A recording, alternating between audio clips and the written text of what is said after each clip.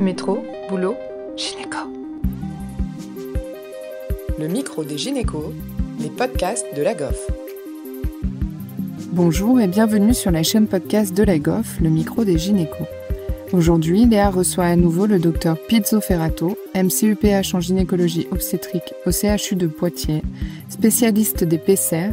Elle nous donne son avis d'expert sur ce dispositif. Pour avoir un visuel sur les PCR, je vous invite à cliquer sur le lien en description de l'épisode. Bonjour Docteur Pizzo Ferrato, aujourd'hui on se retrouve pour un nouvel épisode sur la chaîne du micro des gynécos. Cette fois-ci on va aborder les PCR, donc ces dispositifs intravaginaux que l'on peut proposer à nos patientes dans le cadre de prolapsus. Est-ce que tout d'abord vous pouvez nous rappeler la place du PCR dans la prise en charge du prolapsus? Bonjour. Oui, alors j'ai eu la chance de participer aux recommandations de la HAS qui ont été publiées en 2021 et on est tous tombés d'accord d'après la littérature et d'après la pratique, les PCR doivent être proposés en première intention pour tous les types de prolapsus. C'est vrai qu'il y a certains types de prolapsus qui répondent mieux à l'utilisation du PCR, par exemple lorsque l'on a une cystocèle, éventuellement une hystéroptose, mais c'est pas parce qu'on a une rectocèle, par exemple, qui répond un peu moins bien effectivement à l'utilisation du PCR qu'on ne pourra pas essayer le PCR. Donc le PCR est indiqué quel que soit le type du prolapsus et quel que soit le stade du prolapsus. Effectivement, quand on a un prolapsus de stade 4, c'est-à-dire complètement extériorisé, on a plus de risques d'échec, mais c'est pas pour ça qu'on ne peut pas essayer un PCR cube. Une femme qui est un petit peu âgée, qui a un prolapsus extériorisé, mais qui est mince, qui bouge pas beaucoup, on peut tout à fait réussir à l'appareiller avec un PCR et donc améliorer sa qualité de vie. Et alors le PCR, il est intéressant en première intention, quel que soit l'âge des patientes. C'est pas parce qu'on est plus jeune qu'on a une activité sexuelle qu'on ne pourra pas bénéficier de l'utilisation d'un PCR. Les femmes sont améliorées quasi immédiatement. Ce qu'il faut finalement, c'est leur faire prendre confiance en ce dispositif, leur montrer que ça leur rend réellement service pour réussir à différer la chirurgie. Plus on est opéré jeune, plus on a du temps pour récidiver, hein. Moi, c'est ce que je dis aux patientes. Et donc, moi, j'aimerais essayer le PCR, voir comment vous l'utilisez, voir comment vos symptômes aussi sont modifiés avec l'utilisation du PCR. Et finalement, il y en a beaucoup qui sont très contentes avec et qui l'utilisent un certain nombre d'années. Et c'est pas parce que j'ai installé un PCR à une patiente que je vais plus la suivre. Je vais la voir régulièrement et dès lors qu'elle aura des difficultés à utiliser, elle en aura marre, il y aura des pertes ou une gêne plus importante liée au port du PCR, là, on pourra réfléchir à la prise en charge chirurgicale. Ça vaut vraiment tout le temps le coup de tenter le PCR chez les patientes, quel que soit leur âge, parce que c'est un temps aussi où on peut corriger les mauvaises habitudes du quotidien.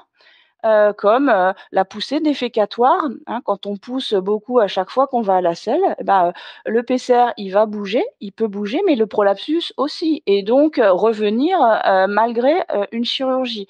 Corriger l'activité sportive, hein, adapter éventuellement un petit peu son activité sportive. J'ai pas dit arrêter, hein, l'activité sportive, éventuellement adapter son activité sportive et peut-être revoir un petit peu comment elle gère le port de charge, le jardinage, par exemple le bricolage. Et c'est assez commun que les femmes en fassent et rapportent une aggravation de leur sensation de pesanteur après avoir fait une après-midi de bricolage ou de jardinage. Et si elles continuent à pousser de manière trop importante sur leur périnée alors qu'elles ont été opérées, c'est à risque de récidive de la chirurgie. Donc finalement, le PCR est aussi un test pour essayer de dépister toutes les hyperpressions abdominales du quotidien et essayer de travailler en rééducation, par exemple, sur ces hyperpressions abdominales pour préparer au mieux les patientes à la chirurgie si à un moment, il y a besoin d'une chirurgie. Donc vous dites en première intention, mais ça peut être concomitamment à une rééducation périnéale ou secondairement? L'idéal, c'est en même temps. Et c'est pour ça que quand on va faire des ateliers à des kinés, à des sages-femmes, bah, je leur dis toujours: «Mais c'est super pour vous, vous pouvez poser le PSER, proposer le PSER et enchaîner directement sur, la rééducation, périnéale». Alors que nous, en tant que gynécologue, quand on est en consultation, on installe, le PSER et on va d'abord voir si le PSER est supporté, toléré avant d'envoyer, en rééducation. Mais l'idéal, hein, c'est de faire les 2 en même temps. Parce qu'effectivement, c'est pas parce qu'il y a un prolapsus, génital que, la rééducation ne sera pas, efficace.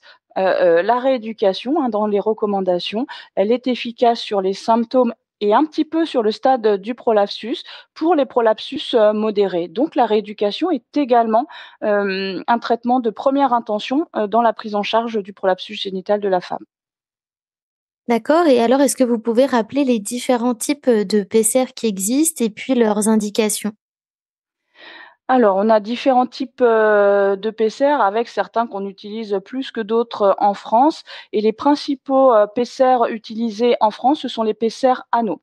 Donc des petits ronds qu'on va plier, en 2 et qu'on va aller mettre à l'intérieur, du vagin pour éviter, que le prolapsus descende au fur et à mesure, de la journée. On utilise aussi, également très fréquemment le PCR cube, qui est un PCR donc comme un cube qui va aller s'installer juste derrière le pubis, qui va faire un effet ventouse et donc cet effet ventouse, bah, ça rend ce PCR un petit peu plus, efficace, que l'autre, mais il peut éventuellement être un petit peu plus difficile à manipuler, pour, les patientes et notamment les patientes, plus, âgées. Donc ces 2 types de PCR en première intention et en deuxième intention, on pourra utiliser quand on a un échec par exemple de ces premiers PCR, des PCR donuts qui sont des PCR assez larges, qui sont assez, peu compressibles, qui sont éventuellement un petit peu difficiles à mettre, mais effectivement qui sont un peu plus, efficaces et qu'on peut laisser en place plusieurs jours, voire plusieurs semaines, d'affilée chez les patientes, chez qui on aura eu un échec, par exemple, d'un PCR, anneau. On peut aussi proposer des PCR Dish, qui sont des PCR en rond, hein, un petit peu comme des, anneaux, avec un petit bouton, à l'avant qui sera efficace du coup chez les femmes qui auront à la fois un prolapsus et une incontinence urinaire, à l'effort. Ces PCR Dish, ils ont l'intérêt aussi d'être plus souples que les PCR anneaux. Donc pour les petites mamies, qui ont des difficultés à manipuler leur PCR anneau et ben, on peut aussi le proposer, parce qu'il est plus souple. Il existe d'autres PCR, hein, qui sont utilisés dans d'autres pays, assez peu en France, comme le PCR Gaylorn, qui serait un PCR, assez, efficace, mais assez difficile aussi, à manipuler et plein d'autres, PCR, que nous n'utilisons pas beaucoup, en France. Une chose qui est importante, sur le PCR, c'est sa matière aussi, hein. Dans les recos, on a préconisé d'utiliser, les PCR, en silicone plutôt qu'en latex. Les PCR en latex sont assez poreux et donc bah, ils tiennent moins longtemps que l'épaisseur, en silicone qui peuvent être utilisés 2 à 3 ans. Et donc comment ça se pose? C'est en consultation et quels conseils derrière on donne, à la patiente? Alors, c'est vrai que ce qui est important dans la mise en place et la tolérance et l'acceptation d'un PCR, c'est d'encadrer, la patiente à partir de la pause jusqu'à ce qu'elle soit autonome, en tout cas le plus possible avec son PCR. Donc on conseille que la première pause, soit faite par le professionnel effectivement et pas dire: «Allez acheter un PCR, comme ci comme ça et puis vous allez le mettre, à la maison». Donc première pause avec le professionnel, plutôt, à vessie vide et en fonction de l'autonomie, de la patiente, après avoir montré, les PCR à la patiente, on pourra choisir le PCR anneau ou, le PCR cube. J'avoue que moi, chez les patientes un petit peu, âgées, j'aurais tendance à proposer le PCR anneau qu'on peut laisser pendant plusieurs jours, voire plusieurs semaines d'affilée sans avoir à le nettoyer. Alors que chez les patientes plus jeunes, j'aurais envie enfin, je pourrais proposer plus facilement le PCR cube qui est plus efficace, mais qui nécessite d'être enlevé, tous les jours, par, la patiente.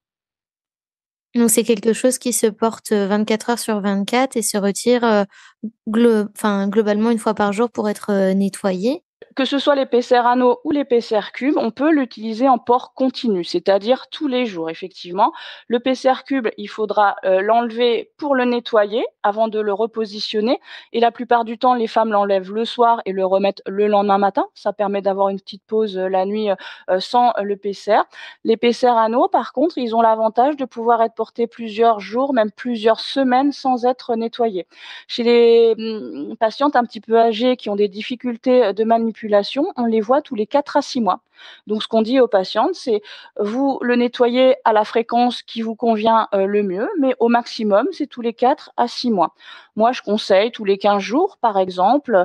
Il y en a qui veulent le faire tous les jours, hein, quel que soit le type, du PCR, mais tous les 15 jours, ça paraît, un rythme intéressant pour le nettoyage d'un PCR anneau. Et derrière, donc, quelle surveillance on propose à ces patientes? La surveillance pour, les patientes, alors déjà d'une, c'est de les voir assez rapidement après, la pose du PCR. En fait, on sait vite si le PCR il convient pas et de les revoir assez tôt, ça permettra de changer la taille ou changer la forme, rapidement pour pas qu'elles considèrent que c'est un échec, hein, parce que, bah, oui, il y a des fois où ça bouge un petit peu, où ça gêne un petit peu et il faudra réadapter, la taille, du PCR. Donc moi, plus ça va, plus je les revois tôt, c'est-à-dire, à 15 jours. Après, on peut dire que dans le mois post, première pause, ça peut être pas mal, hein, déjà, mais moi je les revois, plus tôt que ça, en réalité. Et après, en fonction de leur autonomie à utiliser, le PCR, si la patiente n'est pas autonome, on peut la revoir tous les 4 à 6 mois pour, nettoyer le PCR, vérifier qu'il y a pas de complications. Et si elle est complètement autonome avec son PCR, on peut, proposer un suivi, annuel. Et est-ce qu'il y a des contre-indications, au PCR? Il y a assez peu de contre-indications à l'utilisation, du PCR. Ce sera, bah, les cancers gynécologiques, par exemple, bien évidemment, ça paraît logique. Les infections, gynécologiques, mais ça, on peut traiter, l'infection avant la mise en place, d'un PCR et les patientes qui sont en déclin, cognitif pour pas risquer, d'oublier le PCR pendant des années et des années, dans le vagin avec des complications graves, potentielles. Et alors quand il y a une, atrophie un petit peu vaginale, un manque de lubrification, vous prescrivez systématiquement, un lubrifiant avec? Alors, dans la littérature, il n'est pas montré que, l'utilisation, d'un traitement local et notamment une œstrogénothérapie locale, permet de diminuer les complications et notamment les érosions. Après, comme il y a souvent un syndrome génito-urinaire de la ménopause, associé à ce prolapsus génital, on sait que l'utilisation, d'une œstrogénothérapie locale peut, dans ces cas-là, améliorer aussi, les symptômes urinaires, les sensations de pesanteur ou les gènes vaginales. Donc moi, dès que je peux, effectivement, je propose un traitement local hormonal et s'il y a une contre-indication au traitement, hormonal, je propose un traitement, lubrifiant. Ça peut être utilisé aussi pour, bah, faciliter l'insertion, du PCR et malgré tout de masser, régulièrement, d'en mettre régulièrement sur la vulve, éventuellement en intravaginal. Moi, je pense que c'est, bénéfique pour les patientes. Est-ce qu'il y a des complications, potentielles à un port de PCR? La complication la plus fréquente, qui n'est pas une complication grave, c'est l'érosion. Le PCR, quand il est installé, dans le fond, du vagin, c'est la partie postérieure du vagin qui va avoir tendance à appuyer, sur le PCR et le PCR qui va vouloir, le retenir. Donc on peut avoir au niveau de la paroi vaginale postérieure des érosions, liées au frottement, du PCR, sur, la paroi, vaginale et ces érosions, bah, après peuvent occasionner, des, saignements qui peuvent être parfois, importantes. Si les érosions sont laissées en place, longtemps avec le PCR, en place, il peut se former ce qu'on appelle des synéchies, il va y avoir un recouvrement finalement, du PCR par le vagin, ce qui va faire qu'on va pas pouvoir, enlever le PCR et moi, ça m'est déjà arrivé d'avoir un PCR, impossible à enlever en consultation parce qu'on avait cette bride vaginale qui avait été, qui s'était formée à cause d'une érosion qui n'avait pas été, traitée et une patiente qui n'avait pas reconsulté, rapidement à cause de cette, érosion. Il y a des complications sinon, plus rares comme l'incarcération de l'utérus à l'intérieur d'un PCR, anneau. C'est rare, ça m'est déjà arrivé. Après quand on pose des PCR, très souvent, tout, peut arriver et puis il peut y avoir, une patiente justement qui avait un PCR depuis 10 ans. Le PCR était complètement calcifié, dans le vagin avec des brides vaginales, partout qui empêchaient, le retrait du PCR, en consultation. Toutes les complications que je vous ai, décrites sont bien évidemment des complications, rares, dès lors que les patientes sont suivies, régulièrement, que le PCR est nettoyé, régulièrement et que, on vérifie qu'il n'y a pas, d'érosion et que, la patiente, applique tous les conseils qu'on lui a donnés. Et donc est-ce que vous pouvez rappeler, un petit peu les conseils, que vous donnez? Est-ce que, l'activité physique, et sexuelle est possible avec un PCR? L'objectif d'un PCR, c'est de maintenir, les organes, à l'intérieur, du vagin au moment de l'activité, de la femme, que ce soit son activité professionnelle, son activité, physique, ou, sportive. Donc, oui, on dira aux patientes, de garder, leur PCR au moment, de l'activité, sportive et même si c'est une activité sportive en piscine, à la mer, il y a aucun souci à garder son PCR. Au contraire, il y a des femmes qui utilisent par exemple le PCR qu'au moment de l'activité sportive pour limiter la sensation, de pesanteur qu'elles ont après leur activité sportive et qu'elles n'auront pas, forcément, en dehors parce qu'elles ont une activité, par ailleurs au quotidien qui, entraîne moins d'hyperpression, abdominale. Donc, surtout le garder au moment de l'activité, sportive. En ce qui concerne l'activité sexuelle, ça dépendra du type, de PCR. Quand on a un PCR cube qui comble complètement, la cavité vaginale, il n'est pas vraiment possible d'avoir, des rapports et donc on conseillera aux patientes d'enlever le PCR, avant, le rapport et d'ailleurs, pour les patientes qui sont encore réglées, porter un PCR cube pendant les règles, soit, c'est un peu compliqué. C'est-à-dire que soit il faut qu'elles l'enlèvent très régulièrement puisque ça va retenir, les règles, donc l'enlever pour le nettoyer, soit qu'elles le portent pas, au moment, des règles. Pour ce qui concerne sinon le PCR anneau, on peut essayer de le garder au moment des rapports, sexuels parce que ça ne gêne pas forcément le rapport, sexuel et si jamais, c'est gênant, notamment pour le partenaire, à ce moment-là, elles pourront, l'enlever, juste avant, le rapport. C'est pour ça que c'est important que les patientes soient autonomes, le plus possible, avec, leur PCR et c'est pas parce qu'on a 70 ans, 75 ans ou plus qu'on ne peut pas arriver à avoir une patiente qui est autonome avec son PCR. D'accord et vous avez d'autres petits conseils que vous donnez, pour la mise en place? Oui, je passe beaucoup de temps à expliquer quels sont les petits désagréments éventuels qu'on peut avoir, au moment, du port, d'un PCR et donc ce qu'on explique, enfin ce que j'explique, aux patientes, c'est que le rôle du PCR, c'est de permettre le maintien, du prolapsus, mais ça doit pas gêner, ça doit pas faire mal. C'est une, question que les patientes nous posent, souvent. Si le PCR fait bien son office, il ne vous gênera pas, vous ne le sentirez pas.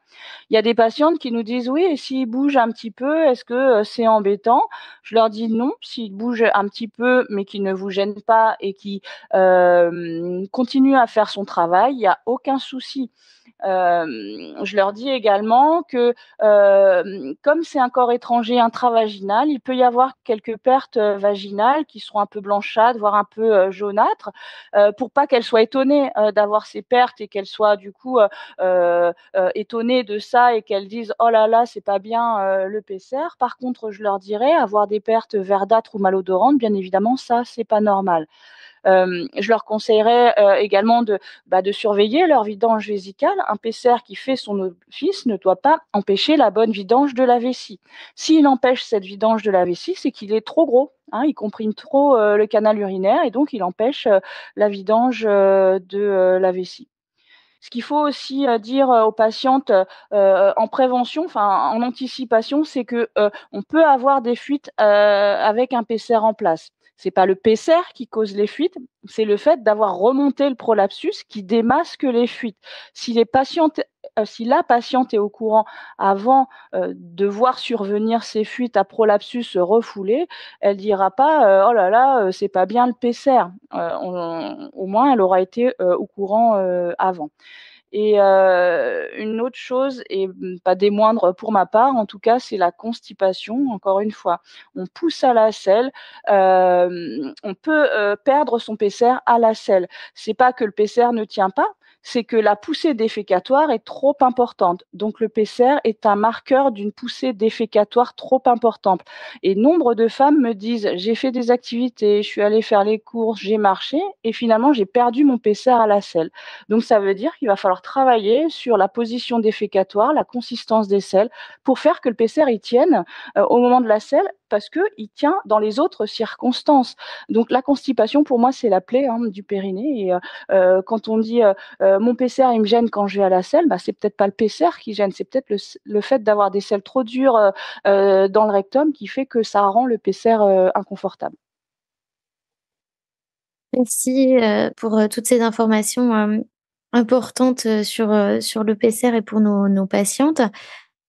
Concrètement, un PCR, ça coûte combien?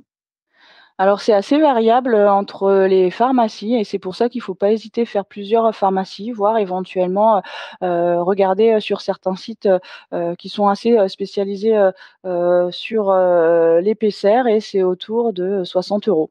C'est vrai que c'est un coût, pour, les patientes, surtout quand on, est obligé de changer, plusieurs fois, de PCR.